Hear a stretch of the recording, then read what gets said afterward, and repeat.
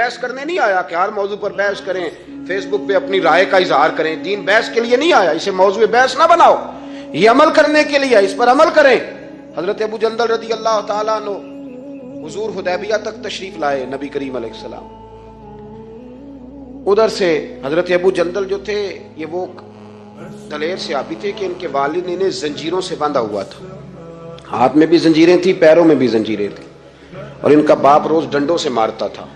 انہیں پتہ چل گیا کہ نبی پاک صلی اللہ علیہ وسلم یہ حدیبیہ تک آ گئے. حضرت ابو جندل کمرے میں قید تھے, باپ اور بھائی نے قید کیا ہوا تھا.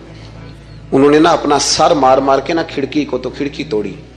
ڈاکٹر احمد عبد الرزاق نے سیرت النبویہ میں لکھا ہے کھڑکی توڑ کے باہر آئے, دیگر کتابوں میں بھی ہے یہ روایت.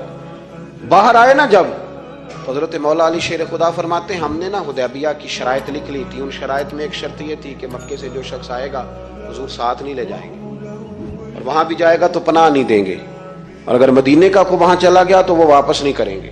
اس وقت تو یہ شرط بڑی کمزور لگتی تھی, پر سب سے زیادہ فائدہ اسی شرط نے اسلام کو عطا فرمایا. اس لیے کہ جو آدمی مکے سے آتا تھا اسے پتا تھا مدینے تو حضور کے پاس رہ نہیں سکتا, حضور نے وعدہ کر لیا, مکے واپس جا نہیں سکتے تھے. وہ کسی تیسرے شہر میں جا کے بیٹھتا تھا, تو صحابی جب تیسرے شہر میں بیٹھتے تھے تو سارے کا سارا شہر ہی مسلمان ہو جاتا تھا. اس شرط کی برکت سے کئی شہروں تک دین پھیل گیا. حضرت ابو جندل قید تھے, ان کے والد نے بھائی نے قید کیا ہوا تھا. یہ کھڑکی توڑ کر کے آئے. میرے دوستو, جب حدیبیہ میں پہنچے تو حضرت علی کہتے ہیں جس رستے سے یہ چل کے آئے تھے, جو کہ پیروں میں زنجیریں تھیں, تو جہاں سے چل کے آ رہے تھے خون بہتا آ رہا تھا, خون بہتا آ رہا تھا. فرماتے ہیں آ کے حضور کے سامنے کھڑے ہوئے تو بڑے درد سے روئے, بڑے درد سے.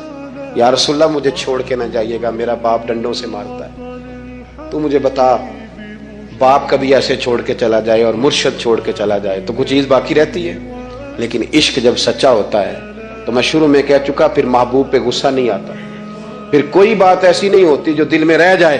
میرے کریم رسول صلی اللہ تعالی علیہ وسلم کے سامنے درد سے روئے, یا رسول اللہ چھوڑ کے نہ جائیے گا, حضور یہ دیکھیں میرا باپ مجھے ڈنڈوں سے مارتا ہے. حضرت علی کہتے ہیں کہ چونکہ معاہدہ طے ہو گیا تھا, ابھی دستخط نہیں ہوئے تھے, ہمارا دل کر رہا تھا کہ حضور اجازت دیں تو ہم ان کافروں کے پرخچے بکھیر دیں, اتنا بھی کوئی ظلم کرتا ہے. لیکن کہتے ہیں حضور اٹھے, حضرت ابو جندل کا سر محبوب نے اپنے کندھے پہ رکھا. جناب ابو جندل بھی کھل کے روئے, ایک باری میریاں اکھیاں چوں انہاں نے اتھرو پونجے سن, ان تے چسکا پہ گیا رونے دا, تے ہر ویلے آہو زاری دا. کہتے ہیں کھل کے روئے حضرت ابو جندل, کہا حضور مجھے چھوڑ کے نہ جائیے گا. جب وہ رو رہے تھے تو ابو سفیان اٹھے, کہا آپ نے وعدہ کر لیا, لے جا نہیں سکتے. ایک صحابی نے کہا بھی تو دستخط نہیں ہوئے, کہا نہیں پھر ہم توڑتے ہیں معاہدہ. سننا بات, غور کرنا, عقل کہاں تک انسان کو پریشان کرتی ہے, اور محبت اسے کتنا سلیقہ سکھاتی ہے, کتنی اطاعت اور اتباع سکھاتی ہے. نبی کریم علیہ السلام نے نا حضرت ابو جندل کو تسلی دی, اور پھر حضور نے تھپکی دے کے نا کندھے پہ فرمایا تیرا تھوڑا سا امتحان رہ گیا. دل پہ ہاتھ رکھ کے بتانا کام بڑا مشکل ہے, تیرا تھوڑا سا امتحان رہ گیا ہے. جناب ابو جندل کو یہ کہہ کہ حضور نے رخ انور پھیرا تو ان کے والد نے گریبان سے پکڑا, کھینچ کے لے گئے, اور کہنے لگے ان کے ساتھ تو معاذ اللہ جانا چاہتا تھا جو تجھے لے کے نہیں گئے, ان کے ساتھ. جناب ابو جندل نے باپ کا ہاتھ چٹکا, اٹھ کے کھڑے ہوئے, کہنے لگے زیادہ باتیں نہ کر, میرا تو ایمان پہلے سے زیادہ مضبوط ہو گیا ہے کہ میرا رسول وعدوں کا پکا ہے, میرا تو ایمان پہلے سے مضبوط ہو گیا. اور کیا شاندار لفظ لکھے ڈاکٹر صاحب نے. حضرت ابو جندل کہنے لگے ابا آپ تو اس طرح کر, میری یہ زنجیریں کھول دے, ہاتھوں کی بھی کھول دے, پیروں کی بھی کھول دے, اور مجھے بتا میں نے کس کمرے میں قید ہونا ہے, تو بس بتا دے کہاں قید ہونا ہے. اب میں تیرا قیدی نہیں ہوں, اب میں محمد عربی کے حکم کا قیدی ہوں. جب تک رسول اللہ صلی اللہ علیہ وسلم کا نیا حکم نہیں آتا میں قید میں رہوں, اور میں خوشی کے ساتھ رہوں گا. جتنے کفار وہاں کھڑے تھے نا, جتنے کھڑے تھے, جتنے حضرت ابو جندل کے والد سمیت, وہ کہتے ہیں ہماری توجہ باقی معاملہ سے ہٹ گئی اور جناب ابو جندل کی طرف چلی گئی. یہ بھی رنگ ہوتا ہے, یہ بھی. وہ کیا کہا تھا میاں صاحب نے, میاں صاحب فرمانے لگے کچا رنگ للاری والا جڑا چڑھدا لیندا رہندا, اے عشق تیرے دا رنگ محمد چڑھ جائے پھر نہیں لیندا. یہ پکا رنگ ہوتا ہے. اپنے آپ کو سمیٹے, ساتھ کچھ رشتہ بناؤ گے تو لمبا نہیں چلے گا، لمبا نہیں چلے گا۔ جو بوجھ سمجھ کے نماز پڑھتے ہیں نا، وہ تو زور سے عصر تک مسجد کے حجرے میں گپے لگا رہے ہوتے ہیں، عصر کی اذان ہوتی ہے تو کام یاد آ جاتا ہے۔ یہ بہت بڑی سزا ہے۔ ساری زندگی انسان باقی سارے کام دلچسپی سے کرے اور نماز اس پر بوجھ رہے تو اسے توبہ کرنی چاہیے کہ کہاں کوئی ایسی کوتاہی ہے جس کی وجہ سے یہ سارا کچھ ہے۔ میرے بھائی، جب محبت ہوتی ہے پھر سجدے بھی طویل ہوتے ہیں، جب محبت ہوتی ہے پھر قرآن پاک کی تلاوت کی بھی کثرت ہوتی ہے، جب محبت ہوتی ہے سارے کام آسان ہو جاتے ہیں۔ حضور سے محبت کریں۔ وہ کیسے پیدا ہوگی؟ درود و سلام زیادہ پڑھا کریں، حضور کی نعتیں زیادہ سنا کریں۔ اور نعت کے لیے محفل ضروری نہیں ہوتی، اب تو ٹیپ ریکارڈر پہ بھی نعت مل جاتی ہے۔ رات کو کوشش کریں نعت سن کے سویا کریں، نعت سن کے۔ مجھے ایک سنگی نے کہا ایک دفعہ کہ محبت رسول بچوں میں پیدا کرنی ہو تو کیا طریقہ ہے؟ تو میں نے کہا میں نے تو ایک بزرگ کو دیکھا ہے، میرا خیال ہے اس طرح محبت پیدا ہو ہی جاتی ہے۔ ایک ہے میں تقریر کر رہا ہوں محبت رسول پہ، تو یہ تو کئی دفعہ رٹے رٹائے جملے بھی ہو سکتے ہیں۔ ایک ہے میرے بچوں میں جب محبت رسول پیدا ہوگی تو وہ میرا عمل دیکھیں گے، اس سے محبت کریں گے۔ ایک بزرگ گھر میں لیٹے ہیں، اچانک رونے لگے، بیوی جاگی، بچوں کو جگایا، پتہ کرو۔ بچے کہنے لگے اماں آپ پوچھیں۔ پوچھ کے باہر آئی کمرے سے، اماں ابا کو کیا ہے؟ کہ تمہارے والی بات نہیں، اتنا زور زور سے کیوں رو رہے ہیں؟ کوئی حکیم طبیب کا معاملہ ہے، ڈاکٹر کا، تو بلاتے ہیں کہ بیٹا تمہارے والی بات۔ کہ اماں بتائیں تو صحیح ماجرا کیا ہے؟ کہ بیٹا کچھ بھی نہیں، تمہارے ابا کو مدینہ یاد آتا، رسول اللہ کا شہر یاد آتا ہے، اس درد سے رو رہے ہیں۔ بتاؤ بچوں میں محبت رسول پیدا ہوگی کہ نہیں ہوگی؟ وہ تڑپ آئے گی کہ نہیں آئے گی؟ وہ سمجھیں گے نا اس بات کو کہ یہ بھی ایک دکھ ہے، یہ بھی ایک تکلیف ہے۔ لیکن اگر ابا صرف اسی لیے روئے کہ 10 لاکھ ڈوب گیا ہے، صرف اسی لیے روئے کہ وہ سامنے والا پلاٹ نہیں مل رہا، تو پھر بچوں میں محبت نہیں پیدا ہوتی، لالچ ہی پیدا ہوتا ہے۔ عمل ہمارا، کردار، کچھ تو آنسو ایسے ہوں جو ہم نے نبی پاک کے لیے سنبھال کے رکھے، جو مدینہ شریف جا کے بہانے ہو، محفوظ کر کے رکھے۔ یہ اپنے دل سے پوچھو، فیصلہ لو، اللہ سے ڈرو۔ ظالم کا مددگار ظالم ہوتا ہے، ظالموں کا مددگار ظالم ہوتا ہے۔ وہ تیرے میرے ووٹ پر جیت کر جب ظلم کرے گا تو پھر کون ہے جو یہ دعویٰ کرے گا کہ جناب میں ظالم کا مددگار نہیں؟ سوچو سمجھو، غور کرو۔ عزیز بھائی، امام حسین رضی اللہ تعالیٰ عنہ نے فرمایا سچ کو سچ کہیں گے، جھوٹ کو جھوٹ کہیں گے۔ یہ نہیں ہو سکتا کہ جناب ظلم ہوتا رہے اور چپ رہے۔ اور یہ سبق کہاں سے پڑھا انہوں نے؟ مولا علی شیر خدا سے۔ ہم تو اپنے بچوں کہتے ہیں نا باہر ظلم ہو رہا ہے، تو پتر تو نہ باہر جانا، ہماری نہیں لڑائی۔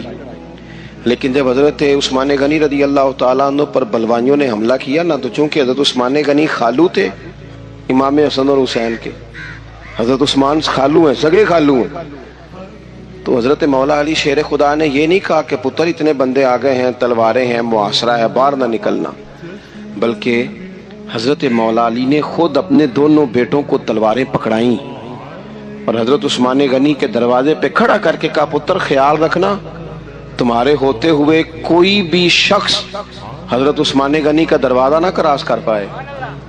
خود اپنے بچوں، ہر جنگ میں حضرت علی ساتھ لے کے جاتے تھے۔ ہم تو بچوں کو دلیری سکھاتے ہی نہیں، بزدل۔ اور کچھ ہمیں بابے مل گئے، وہ کہندے منڈے نو سایا ہے، میں کہ بابے نو آپ سایا ہے، انہوں بھی کرو دم کراؤ، اس کو نظری سایہ آتا ہے۔ کیسے نادانوں سے پالا پڑ گیا۔ کیا ہوتا ہے وہ سایہ؟ اچھے بھلے سیانے نوجوان بتی بند کر کے اندر لیٹا ہوا بچہ ہے، بابے نو بابا کہہ گیا انہوں سایا ہے۔ بابا کہڑا کہہ گیا جیڑا باہر روٹی لین آیا سی، بیٹی پہنچی سرکار ہوندی تے ٹکر ہی گھر کھا لیندی۔ لوگوں کے قسمت کا حال بتاتا ہے، اپنی اتنی خراب ہے کہ مانگتا پھرتا ہے۔ کیا مذاق بنایا ہم نے اپنے ساتھ۔ تھوڑے سمجھدار ہو جائیں، ہر بندے کی بات کا اثر قبول نہ کیا کریں۔ مومن کے پاس طاقتیں ہوتی ہیں، جو جدھر لگاتا ہے چپ کر کے لگ جاتے ہو۔ ان الذین قالوا ربنا اللہ ثم استقاموا تتنزل علیہم الملائکہ، اللہ کہتا ہے تو ڈٹنا سیکھ، رب کا نام لے کے ڈٹ جا، رب تیری مدد کے لیے فرشتے بھی نازل کر دے گا۔ کہیں کھڑے ہونا سیکھیں، جس کا جو من آتا ہے وہ تباہی کر کے گزر جاتا ہے، بالکل قطن نہیں۔ تو امام حسین نے صحیح کو صحیح کہا، غلط کو غلط کہا، اور ڈٹ کے کہا، اور پورے وثوق سے کہا، اور پوری وہ حضرت امام ابو مالک کھڑے تھے نا، تو یہ بادشاہ بڑی بڑی غلط باتیں بھی کرتے ہیں۔ اچھا چلے صحیح بتائیں آپ، میں آپ کو اپنی بات بتاتا ہوں۔ کئی دفعہ ایسے ہوتا ہے، کئی دفعہ کہ بات کوئی ہو جاتی ہے کر لیتے ہیں تو کوئی ساتھی توجہ دلاتا ہے کہ آپ تو بولتے بولتے یہ کہہ گئے، تو احساس ہوتا ہے ہو یار غلطی ہو گئی، ہو جاتا ہے۔ بڑے بڑے جو محدثین تھے، بڑے بڑے لوگ، انہوں نے کہا یار ہماری یہ رائے تھی، پھر اس کے بعد ہمیں یہ پتہ چل گیا اب ہماری رائے بدل گئی ہے، اس کو رجوع کرنا کہتے ہیں، بڑے بڑے لوگوں نے کر لیا۔ لیکن ہماری سیاسی جماعتوں کا حال یہ ہے کہ ان کے کسی کارکن سے پوچھے نا تمہارے لیڈر نے کبھی غلطی کی ہے؟ کیوں کیا نے؟ کیوں؟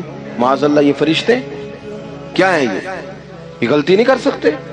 اگر بڑے بڑے لوگ کہتے ہیں یار یہاں ہم بھول گئے تھے، تاکہ صحابہ کرام علیہم رضوان اپنی رائے سے رجوع کرتے، یہاں کیا حال ہو گیا؟ کس چکر میں ہم پڑ گئے؟ جماعتوں کو بت نہ بناؤ، وہ جماعتیں رہنے دو، اگرچہ بت ہیں جماعت کی آستینوں میں، پر مجھے حکم اذاں لا الہ الا اللہ۔ تو سچ کو سچ، جھوٹ کو جھوٹ۔ حضرت امام ابو مالک کھڑے تھے تو ہارون رشید بادشاہ تھا، کچھ بڑے خوش آمدی لوگ ہوتے ہیں، نہیں جی نہیں سرکار آپ کی تو کیا بات ہے، کیوں جی اتنی تعریفیں کیوں کر رہے ہو؟ کہتے ہیں اس نے خرچہ کیا، مسجد بنوا کے دی ہے، یہ جناب چندے دیتا ہے۔ او خدا کے بندو، چندہ دینے کا مطلب یہ جو مرضی کہا جائے؟ حضرت امام مالک ہارون رشید کے بڑے بادشاہ کے دربار میں کھڑے تھے، کسی بڑے کے، ہارون رشید تھا یا کوئی اور تھا، تو وہ نا مکھی بار بار بادشاہ کو تنگ کرتی، مکھی کئی دفعہ نہیں قابو آتی، 3-4 بندے بھی لگ جائیں تو نہیں قابو آتی، پکڑی نہیں جاتی، مکھی جو ہوئی، مکھی بڑا تنگ کر رہی تھی، تو اس نے ایک غلط جملہ کہہ دیا، غلط کہنے لگا معاذ اللہ ثم معاذ اللہ، نقل کفر کفر نہ باشے، کہنے لگا امام مالک سے کیا ضرورت تھی اللہ تعالیٰ کو یہ مکھی کیوں بنائی؟ اللہ کی تخلیق پر اعتراض کر رہا ہے معاذ۔ اب خوش آمدی کو بندہ ہوتا تو کہتا جی وہ مسئلہ یہ ہے جی، وہ اصل بات یہ ہے جی، آپ بیٹھیں جی، ٹھنڈے دماغ سے سمجھاتا ہوں، لیکن وہ نشے میں چور ہے نا، تخت پہ بیٹھا ہے، سخت بات کر دی کہ کیوں بنائی مکھی؟ تو امام صاحب اٹھ کے کھڑے ہو گئے، ہاتھ میں چھڑی پکڑی تھی، زور سے زمین پہ ماری، فرمانے لگے یہ مکھی نا اللہ نے تیرے جیسے لوگوں کا غرور توڑنے کے لیے بنائی ہے کہ سنبھالی تو تم سے مکھی بھی نہیں جاتی تو دعوے بڑے کرتے ہو، یہ تیرے جیسے بندوں کا غرور توڑنے کو بنائی ہے۔ چپ کر گیا، کہنے لگا حضور غلطی ہو گئی تھی، آئندہ نہیں کروں گا۔ تو آپ جب جھوٹ کو جھوٹ کہتے ہیں اور سچ کو سچ کہتے ہیں، حق کی تعریف کرتے ہیں، باطل کو بیان کرتے ہیں، پھر لوگ مخالفت کرتے ہیں۔ اب جب لوگ مخالفت کریں گے پھر تکلیف آئے گی، تکلیفیں بڑی سونی ہوتی ہیں۔ جب تکلیف آئے تو رب کہتا ہے وَتَوَاصَوْا بِالصَّبْرِ، اب ایک دوسرے کو صبر کی نصیحت کرو۔ یہ جب دکھ آتے ہیں نا، دکھ بندے کو نرم کر دیتے ہیں، بیماری نفسانی خواہشات کو ختم کر دیتی، بیمار بندہ اس کا کسی غلطی کی طرف دھیان ہی نہیں جاتا، وہ پورا جڑ جاتا ہے اپنے رب سے، اس کے اندر سے نفسانی خواہشات ختم ہو جاتا ہے۔ جب آپ دکھی ہوتے ہیں نا، پھر کوئی سجدے کا مزہ آتا ہے، پھر کوئی دعا میں لطف آتا ہے، پھر کوئی رب سے دل لگانے میں مزہ آتا ہے، پھر دل کرتا ہے کہ کوئی بندہ موجود نہ ہو، میں اکیلا ہوں مسجد میں، رج کے یاد کروں اپنے مالک کو۔ جب آپ صبر کرتے ہیں، قرآن پاک میں نا کم و بیش کوئی 99 کے قریب 90 سے زیادہ مرتبہ صبر کا ذکر ہے، اور محدثین نے تصریح کی ہے کہ کوئی 500 کے لگ بھگ حدیث پاک میں صبر کا ذکر ہے، حوصلے سے، صبر سے۔ وَتَوَاصَوْا بِالصَّبْرِ، صبر بندہ کر کے دکھائے، اس کے اندر حوصلہ ہو، دلیری ہو۔ ہم نہ جلد باز ہو جاتے ہیں، بعض بزرگ بھی ناراض نہ ہوں تو وہ بھی بڑے جلد باز، فٹافٹ کام ہونا چاہیے، بعض بچے بھی، بعض جناب سیانے لوگ بڑی جلدی ہے۔ بندے نے روزہ رکھا ہوا نا گرمیوں کا، تو عصر کے وقت اگر وہ بڑا سوڑا پڑ جائے نا تو روزہ پھر کھل جاتا ہے۔ بولیے بڑی جلدی ہے جی، بڑی ٹینشن ہے جی، بڑا لگ رہا ہے، تو کھل جائے گا یہ کہنے سے، اس نے کب کھلنا ہے؟ بولیے آپ کو تکلیف ہو گئی، آپ کو خدا نہ خواستہ ڈاکٹر نے کہا چھوٹا سا آپریٹ کرنا ہے آپ کا، شام کو ٹھیک ہو جائیں گے جی؟ تو جلدی بڑی ہے، درد بڑی ہو رہی، جلدی کریں ڈاکٹر صاحب۔ تو ڈاکٹر کہتا ہے پہلے خون ٹیسٹ کرا، پھر بلڈ پریشر اپنا چیک کرا، پھر شوگر چیک کرا، پرسوں رپورٹ آئے گی، پھر شام کو لے کے آنا، پھر ٹائم دوں گا، پھر ٹائم دے گا، پھر آپریٹ کرے گا، پھر دوائیاں لکھے گا، پھر آپ کو آرام کا مشورہ دے گا، پھر 2-3 ماہ لگیں گے، پھر طبیعت پوری طرح تو کرنا کیا پڑے گا؟ صبر. کیا کرنا پڑے گا؟ صبر. صبر زندگی میں ضروری ہے.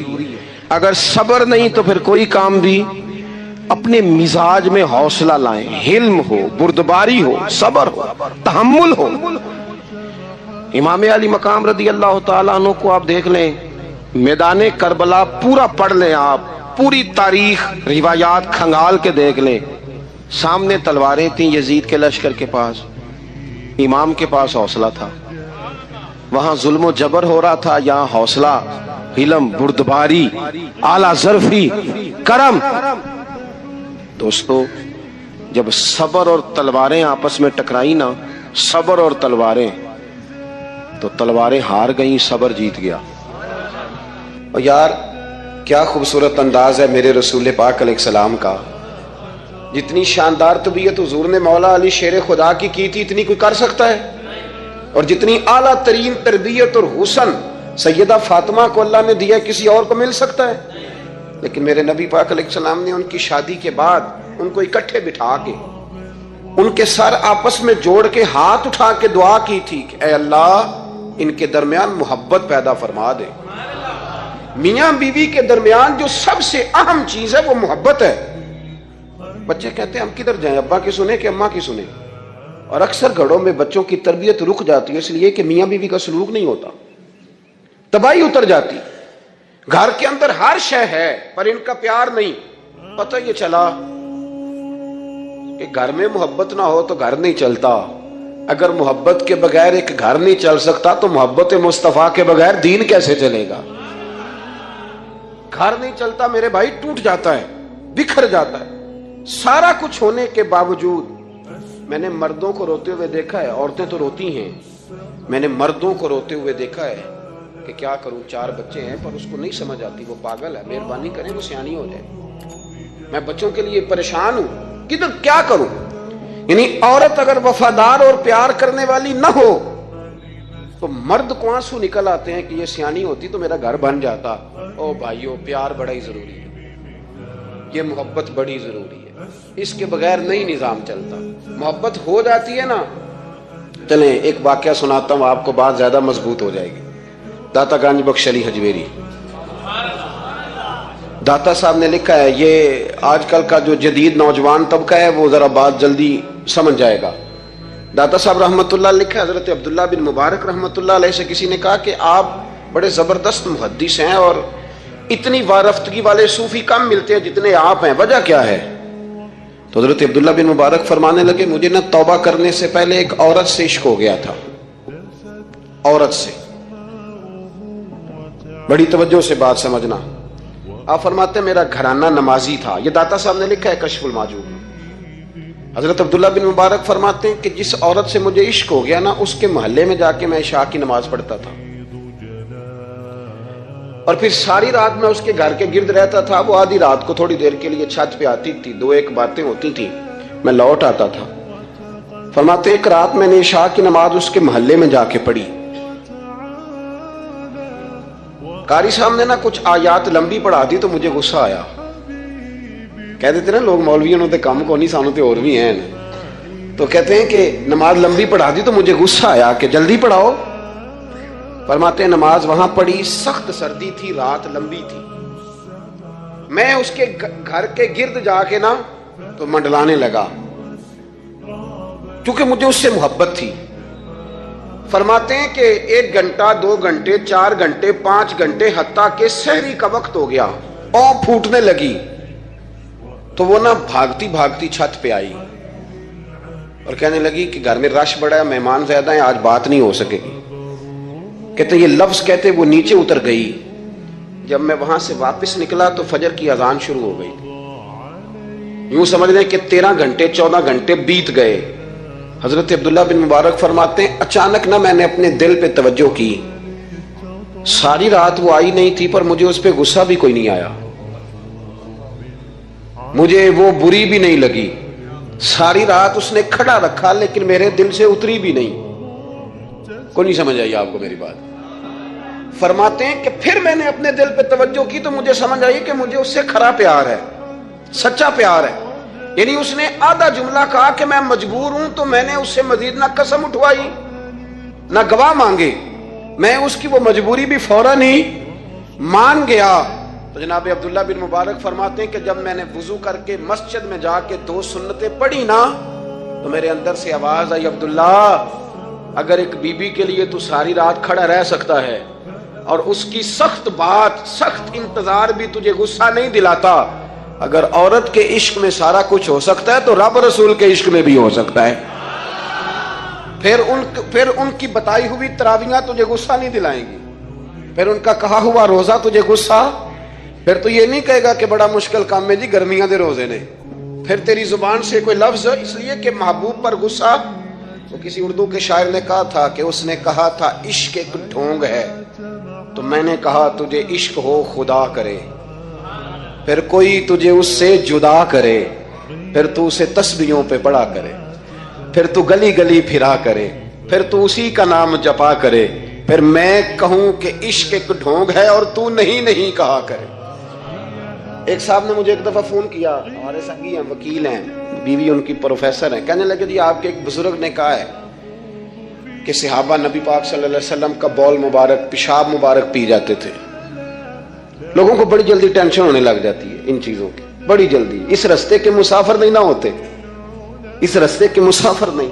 انہوں نے کہا جی کہ صحابہ حضور کا لعاب دہن اپنے چہرے پہ مال لیتے تھے، ناک سے اینٹ نکالتے تھے تو مال لیتے تھے، یہ کیسے ہو سکتا ہے؟ میں نے ان سے کہا کہ تمہاری عقل میں بات نہیں آئے گی، تمہارا شعبہ نہیں نا، تمہارا یہ شعبہ۔ کہنے لگے آپ سمجھا دیں۔ تو میں نے کہا بھائی سنو، آپ کی بیوی امیر خاندان سے ہے، ہماری بچیاں جو پڑھی لکھی ہوتی ہیں نا امیر خاندان سے ہوتی ہیں، یہ جب کسی کے گھر جاتی ہیں نا تو ان کا بچہ پیشاب کر دے تو انہیں بڑی بدبو آتی ہے، اور اگر وہ کہہ کر دے تو یہ بھی کہہ کرنے لگ جاتی ہیں۔ ہوتا ہے کہ نہیں ہوتا؟ اور گھر آ کے کہتی ہیں وہ بڑے جاہل ہیں، صفائی نہیں کرتے، بچے نے ادھر ہی پیشاب کیا ہوا تھا، میں تو جو کھا کے گئی تھی وہ بھی باہر آ گیا۔ کہنے لگے جی بالکل یہ بھی ایسے ہی کرتی تھی۔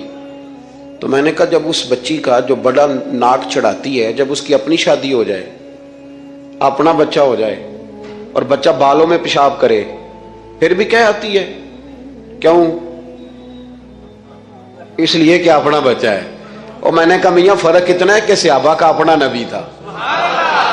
یہ جب محبت ہو جاتی ہے نا تو پھر گھن نہیں آتی، پھر کوئی، اور پھر مصطفیٰ کریم کا بول مبارک تو اللہ نے ویسے ہی پاک فرمایا ہے۔ تو میں نے کہا یہ باتیں اتنی دیر ہوتی ہیں جتنی دیر تک بچہ غیر کا ہوتا ہے، جب بچہ اپنا ہوتا ہے تو پھر یہ گفتگو، جب تک بچہ غیر کا تھا، آواز کم کریں گی تھوڑی، جب تک بچہ غیر کا تھا اس وقت تک کہہ بھی آ رہی تھی، بدبو بھی آ رہی تھی، گھن بھی آ رہی تھی، اور پھر بچے نے الٹی کر دی، اماں کے کپڑوں پہ کر دی، اس کے گود میں کر دی، لیکن پھر اماں کو کوئی تکلیف کیوں؟ اب کیا ہوا ہے؟ اب اس سے پیار ہو گیا، اب اس سے محبت ہو گئی۔ پھر بڑے بڑے سردار، یہ بخاری مسلم ہے، عروہ بن مسعود ثقفی ابھی غیر مسلم تھے، جب حدیبیہ کے مقام پہ آئے تو واپس جا کے انہوں نے پیغام مسلمانوں کو نہیں دیا، عالم کفر کو دیا، عالم کفر کو جا کے کہنے لگے کافروں مسلمانوں سے کبھی جنگ نہ کرنا۔ کہا کیوں؟ کہنے لگے میں حدیبیہ میں دیکھ کے آیا ہوں، اور میں کوئی بے وقوف آدمی نہیں، نادان نہیں کہ دیکھ کے آیا ہوں تو مطمئن ہو گیا ہوں، میں نے بڑے بڑے بادشاہ دیکھے ہوئے ہیں، میں سفیر ہوں، میں نے دنیا دیکھی ہے، لیکن جو تعظیم مصطفیٰ کریم کے غلام ان کی کرتے ہیں وہ میں نے کسی کو کرتے نہیں دیکھا، وہ میں نے نہیں دیکھا۔ کہا کیا دیکھا ہے ہو؟ یہاں تو ہمارے یہاں درود و سلام پڑھنے والے بھی غریب لوگ ہیں، سنیں جی آپ باتیں نہ کریں، بڑی مہربانی میری بات سنیں۔ ہمارے ہاں تو میلاد کے جھنڈے اٹھانے والے بھی غریب لوگ رہ گئے ہیں، ناراض تو نہیں ہو گئے آپ حضرات؟ جلسے میں آنے والے بھی غریب لوگ، جلسہ کرانے والے بھی غریب لوگ، تگڑے لوگ بھی جلسہ کراتے ہیں پر کسی MNA کا، وہ بھی جھنڈا لگاتے ہیں پجاروں پر کسی سیاسی جماعت کا، اپنے اپنے نصیب ہے نا۔ ساری زندگی جھوٹوں کے نعرے مارتے ہیں، سچے رسول کا نعرہ اللہ نے ہمیں عطا فرمایا ہے۔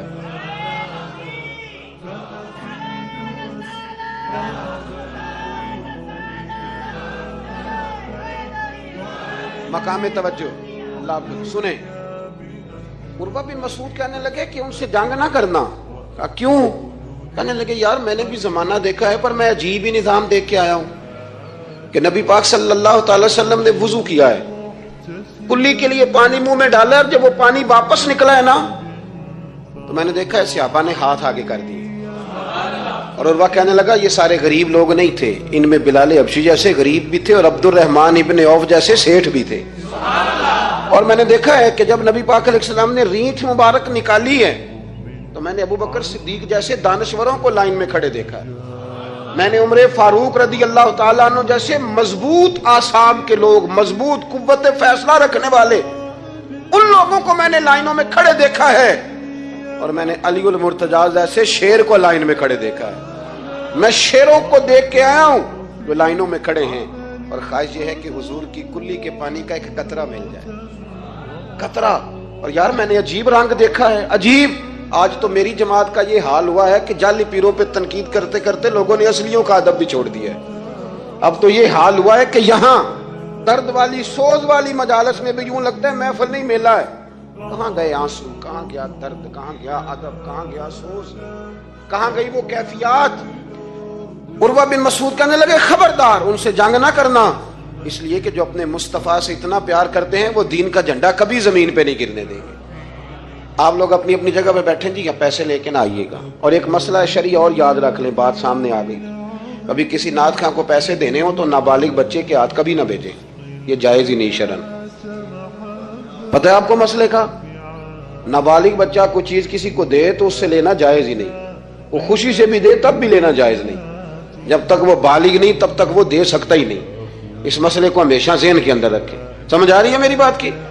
نہیں کوئی نہیں، آپ نے سمجھا نہیں بات کو، سمجھتے تو ہاں نہ کرتے۔ نابالغ بچے کو کبھی پیسے دے کے نہیں اٹھائیں، اس لیے کہ جائز نہیں اس کے ہاتھوں سے لینا، جائز نہیں۔ اور نہ مولانا دیدار علی شاہ صاحب رحمۃ اللہ علیہ اعلیٰ حضرت کے خلیفہ تھے، وہ کہتے مجھے کئی دفعہ میرے یاروں نے کہا تھا کہ اعلیٰ حضرت سے ملنے چلیں، تو میں کہتا تھا میں خود سید ہوں، خود عالم ہوں، میں کیوں جاؤں کسی کے پاس۔ کہتا جس دن پہلے دن گیا نا تو ایک چھوٹا طالب علم کنویں پہ پانی نکال کے وضو کر رہا تھا، میں نے کنویں سے پانی میں نے سمجھا کہ ڈیوٹی، آپ کو پتا نا بڑی مصیبت ہوتی ہے طالب علموں کے حصے میں آئی ہوئی، سارے کام ان بیچاروں نے کرنے ہوتے ہیں، یعنی قدموں کے نیچے فرشتوں نے پارے بچھائے ہوتے ہیں اور کندھے کے اوپر کمیٹی والوں نے قربانی کی کھال رکھی ہوتی ہے، یہ طالب علموں کا عشر ہوتا ہے۔ تو وہ طالب علم بیچارہ پانی نکالا ہوا تھا، اس نے، سید صاحب کہتے ہیں میں وضو کرنے لگا نا، طالب علم کہنے لگا بابا جی پوچھ تو لو، پانی تو میرا ہے۔ میں نے سمجھا کہ شاید خدمت پہ مامور ہے، نمازیوں کو وضو کرا، اس نے کہا پانی تو میرا ہے۔ تو میں نے کہا چل بیٹے تو اجازت ہی دے دے میں وضو کر لوں۔ تو کہنے لگا آپ کو مسئلے کا پتہ ہونا چاہیے، میں نابالغ ہوں، اپنی مرضی سے بھی چیز کسی کو نہیں دے سکتا۔ سید صاحب کہتے ہیں میں نے اللہ اکبر کہا اور میں نے کہا دیدار علی شاہ تو بڑا عالم ہے، اور احمد رضا کے تو نابالغوں کا علم بھی تجھ سے زیادہ ہے۔